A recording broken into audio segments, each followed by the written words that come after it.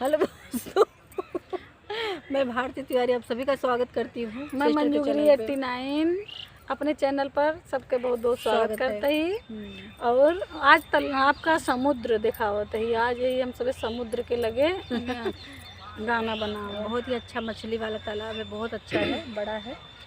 और आप सबको हम आज एक ललनुआ गीत सुनाने जा रहे हैं। गीत बहुत प्यारा है, सुनना।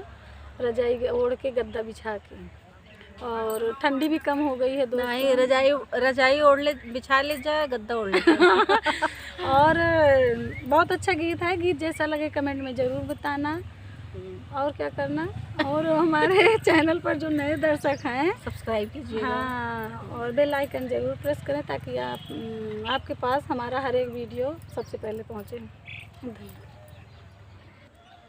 राम सुतई सीता बेनिया डोला मैया रे बेनिया डोला अरे थरारा थरार चुवैया सुरे लालन माया रे थरारा थरार चुवैया सुरे लालन माया रे की मोरी धना तोरे माया सुधिया रे किए भाई कलेवना के जूनी रे लालन माया रे की भाई कलेवना के जूनी रे लालन नाही मोरे प्रभु मोरे माया सुधिया रे नाही भाई कलेवना के जूनी रे लालन माया रे नाही भाई कलेवना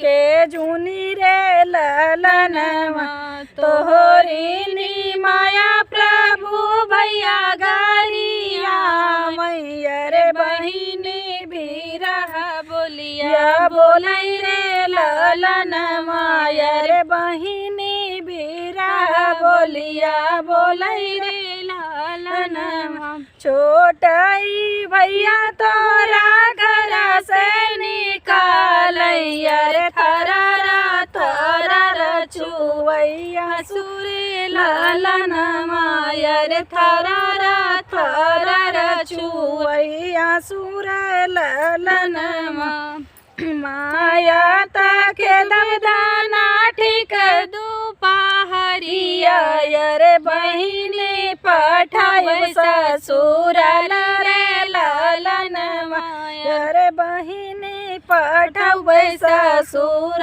रे लालन छोटाई भैया धानाया लगे कराऊ भैया रे दुनौ जाने रहा भैया के लरे लालन माया रे दुनौ जाने रहा भैया के लरे लालन तोहरी नी माया प्रभु पाकल माया रे बहिनी बड़रिया के कागरे लालन माया रे बहिनी बड़रिया के कागरे लालन छोटाई भैया प्रभु तोरी दाहिनी बहिया रे बुझत रहे तोहरा विचार रे लालन माया रे बुझत रहे अकेला तोहर रे लालन।